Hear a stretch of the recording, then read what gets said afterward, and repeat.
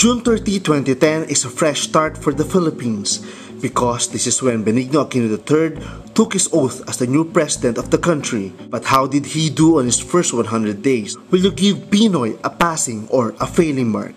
So far po sa 100 days ni Pinoy, for me po pasado.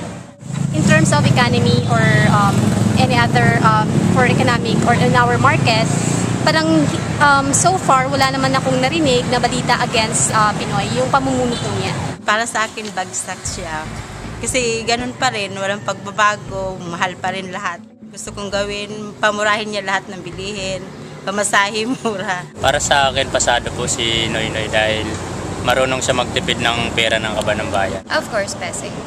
He's a good president and I didn't hear anything about him, something bad about him. And then also his family is also good, like the former president. Hindi pa naman siya bagsak pero pa-decline siya sa akin. Yung 100 days niya parang wala pa namang pagbabagang nangyayari, mga ganun. Pinaka naalala ko lang yung nanay niya. I give him a passing for his first 100 days.